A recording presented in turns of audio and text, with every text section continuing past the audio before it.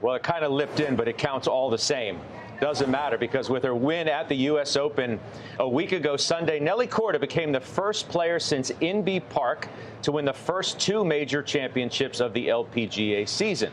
Victory also came with a $2.5 million check. That is the largest purse in women's golf major history. Nelly Korda is here, post 9. Brought the trophy along. Oh, yeah. As I said, it doesn't matter how the putt goes in, as long as it goes in. Were you really nervous standing over it? Oh, I didn't feel anything in my body. I was so nervous. All I was telling myself was, why did you leave yourself such a long putt? Theoretically, it was just 2.5 feet, but it felt like a 20-footer with how nervous I was. You made a lot of people proud, obviously, making that. You first qualified for the U.S. Open in 2014, yeah, right? As I heard you talk about that as a teenager. Yeah, not too far from here in Sabonic. Yeah, out on Long Island. Yeah. So to actually now win it, how do you get from there to here? What's that journey been like? A roller coaster, for sure, but one I'm super grateful for. I mean, as a 13-year-old, I walked onto that range alongside my sister, and I played with the best players in the world. I warmed up next to the best players in the world, and that's where my dream really started. And to be able to lift that trophy this year through all the ups and downs of what golf has given me, which I'm grateful for because I've grown so much from it, I think that is what makes it extra sweet. Is that when you knew that you could compete at the highest level? Like when you're on the range and you're sort of hitting your golf balls and you're kind of looking around and taking the temperature of everybody around you and seeing, you know, what they've got, what kind of game they have. When did you actually know that this was something that you could do? Well, that's where the dream started, and that's where, like, every single day when I was on the golf course, I would think about that moment, right? And that's where I wanted to get to. I wanted to be alongside those girls on a regular basis every week, competing against each other.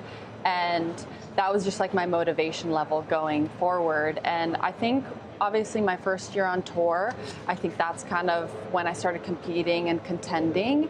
And then when I won my first event, my second year on tour, that's kind of when I knew, okay, like I can compete against these girls, I can win against these girls. And then when I finally got my first major in 2021, I think like those dreams started to become a reality. And like obviously the one that I always really wanted was the Women's Open, just because, not because it's our national open, but because like that's where my dream started. You've monetized, for lack of a better word, your career better than most. I mean, you have some really blue chip sponsors and a lot of them.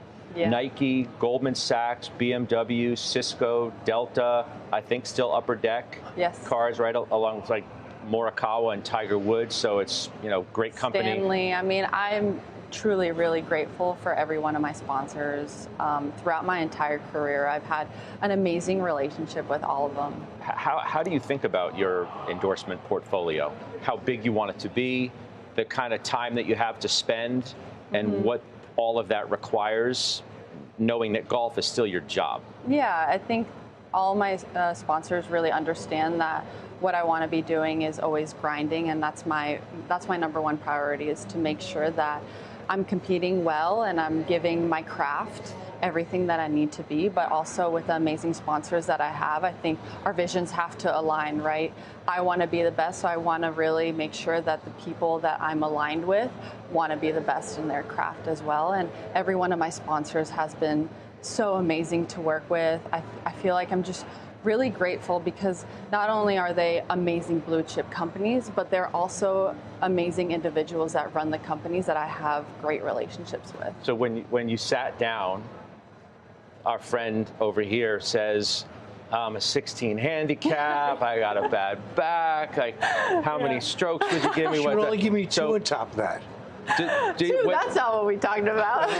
when people approach you and they start doing that, your eyes start to roll and you're like, oh, not again. Or because you must get asked all the time when you're in a pro-am or otherwise, hey, can you give me a swing tip here or there? You must get asked all the time about people's golf games and how you might be able to help them. You know, I look at it a different way. I won't be able to do this for the rest of my life, right, as athletes. So to get these questions and for people to come up to me, I'm always very happy to answer anything or to take photos or to sign, because I know that this isn't going to be my whole life, because at some point you know, you can't play golf at a high competitive level until, you know, your 40s. So I'm just really enjoying the moment. I'm always open to any questions.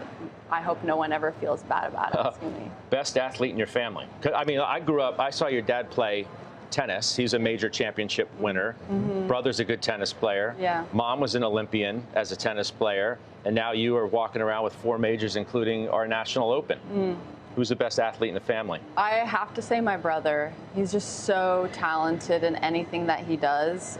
His hand-eye coordination is unbelievable. I think you have to be as a tennis player. But I will definitely say my brother's the most talented one. Yeah. Who would you say is most talented on this desk? Away from you.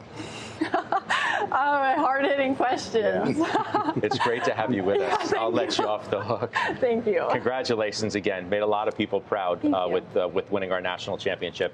That's Nelly Korda with us here at Post 9.